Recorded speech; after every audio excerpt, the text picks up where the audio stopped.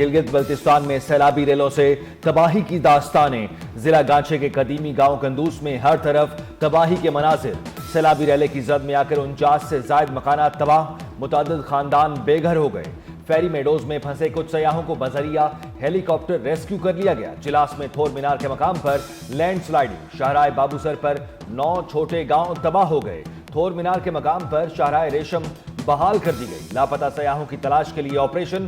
چلاس، اسکردو، استور، دیامیر، دیر اور گرد و نواح میں مزید موسلادھار بارش کا سلسلہ جاری۔ سیاحوں کو متاثرہ علاقوں کے غیر ضروری سفر سے گریز کرنے کی ہدایت۔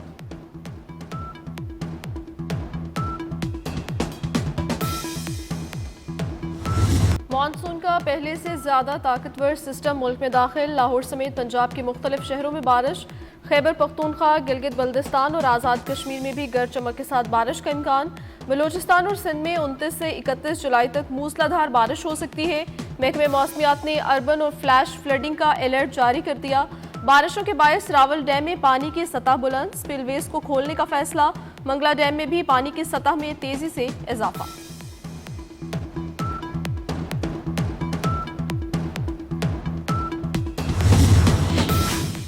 مونسون بارشوں اور گلیشیئر پگھلنے سے دریاؤں اور ندی نالوں کے بہاؤ میں اضافہ۔ دریائے سندھ میں تربیلا، کالا باغ اور چشمہ کے مقام پر نچلے درجے کا سیلاب۔ توسا کے مقام پر درمیانے درجے کی سیلابی صورتحال۔ ڈیرہ غازی خان میں رود کوہیوں میں پانی کی سطح میں اضافے کا خدشہ۔ اٹک کے مقام پر دریا میں طغیانی، پانی کی سطح میں خطرناک حد تک اضافہ۔ فورملی کے مقام پر 2 منزلہ پولیس چوکی دریا برد ہو گئی۔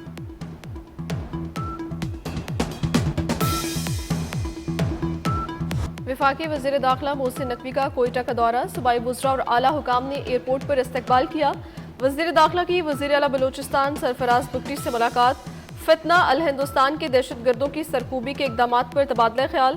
امن و امان سے متعلق خصوصی اجلاس۔ وزیر اعلیٰ سرفراز بگٹی کی امن و امان کی مجموعی صورتحال اور سیکیورٹی اقدامات پر بریفنگ۔ محسن نقوی نے کہا، فتنہ الہندوستان کے دہشت گردوں کا انجام عبرتناک موت ہے۔ بھارتی اسپانسرڈ دہشت گردوں اور ان کے سہولت کاروں کو انجام تک پہنچائیں گے۔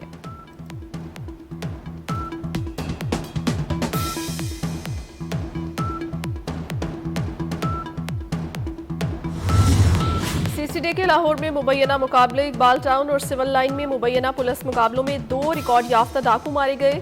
سی سی ڈی کے مطابق سبزہ زار میں ملزم علی احمد کرول پنڈ کے قریب غلام دستگیر اپنے ہی ساتھیوں کی فائرنگ سے مارا گیا۔ پاکستان اور امریکہ کا تجارتی معاہدہ جلد ہو جائے گا۔ نائب وزیر اعظم اسحاق ڈار کا کہنا ہے، امید ہے تجارتی معاہدہ ہفتوں میں نہیں دنوں میں ہو جائے گا۔ اٹلانٹک کاؤنسل سے خطاب میں اسحاق ڈار نے کہا، کرپٹو میں بلاک چین بنا رہے ہیں، امریکی سرمایہ کاروں کو خوش آمدید کہیں گے۔ اسحاق ڈار کی واشنگٹن میں امریکی وزیر خارجہ مارکو روبیو سے ملاقات۔ 2 طرفہ تعلقات مضبوط کرنے پر تبادلہ خیال۔ اسحاق ڈار نے پاک بھارت کشیدگی میں ڈونلڈ ٹرمپ کے کردار کی تعریف کی۔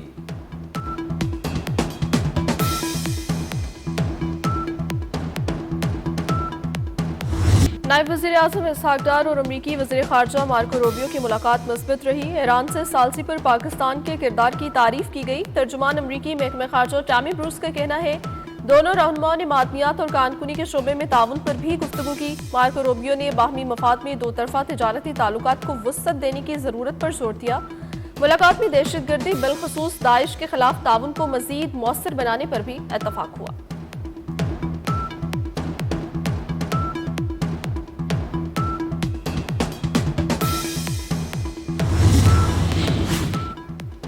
وزیر خارجہ اسحاق ڈار کا ایرانی ہم منصب ڈاکٹر عباس عراقچی کو ٹیلی فون۔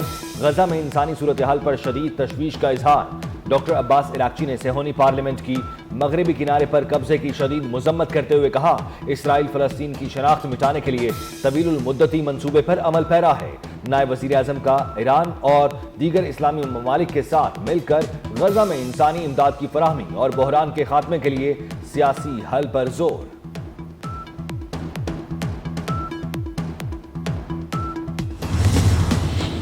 ایف بی آر میں جدید ڈیجیٹل ایکو سسٹم کی تشکیل کی منظوری۔ وزیر اعظم شہباز شریف کی عالمی شہرت یافتہ ماہرین کی خدمت لینے کی ہدایت۔ کہتے ہیں، صرف ڈیجیٹلائزیشن ہی نہیں، نئے نظام کو تقویت دینے کے لیے پورا ڈیجیٹل ایکو سسٹم بنایا جائے۔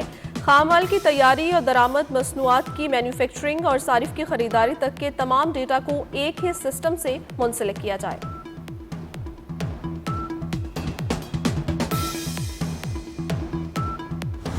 ایس پی آر کی گورنمنٹ کالج یونیورسٹی لاہور کے طلباء و طالبات کے ساتھ خصوصی نشست مارکہ حق کی کامیابی پر تفصیلی گفتگو، نوجوانوں کے جذبے اور حب الوطنی کو سراہا، طلباء نے سیکیورٹی اور قومی امور پر سوالات کیے، طلباء نے ملی نغمے کے ذریعے پاک فوج کو خراج عقیدت پیش کیا، مستقبل میں ایسی نشستوں کی خواہش کا بھی اظہار کیا۔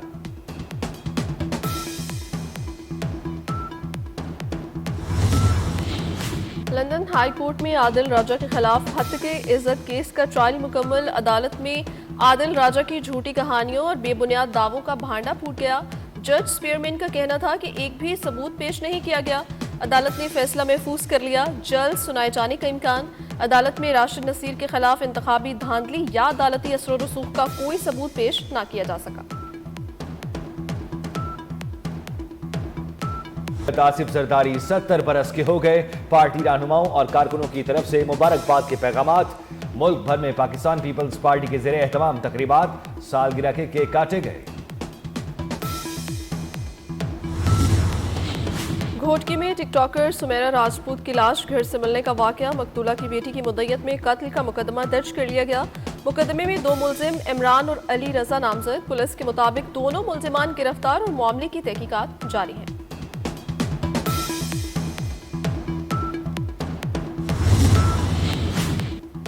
برطانیہ کی 9 سیاسی جماعتوں کے 221 سے زائد ارکان پارلیمنٹ کا فلسطین کو تسلیم کرنے کا مطالبہ، وزیر اعظم کیئر سٹارمر کو خط لکھ دیا۔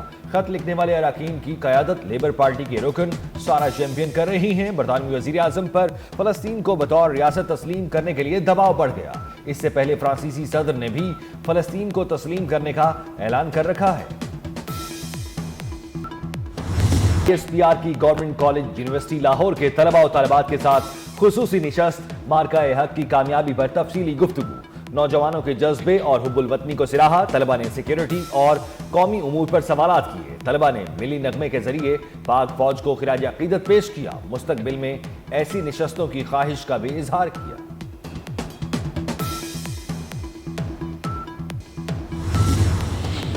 گھوٹکی میں ٹک ٹاکر سمیرا راجپوت کی لاش گھر سے ملنے کا واقعہ، مقتولہ کی بیٹی کی مدعیت میں قتل کا مقدمہ درج کر لیا گیا۔ مقدمے میں 2 ملزم عمران اور علی رضا نامزد، پولیس کے مطابق دونوں ملزمان گرفتار اور معاملے کی تحقیقات جاری ہیں۔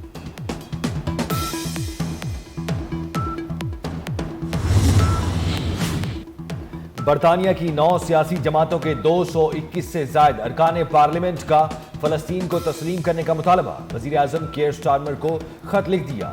خط لکھنے والے اراکین کی قیادت لیبر پارٹی کے رکن سارا چیمپئن کر رہی ہیں۔ برطانوی وزیر اعظم پر فلسطین کو بطور ریاست تسلیم کرنے کے لیے دباؤ بڑھ گیا۔ اس سے پہلے فرانسیسی صدر نے بھی فلسطین کو تسلیم کرنے کا اعلان کر رکھا ہے۔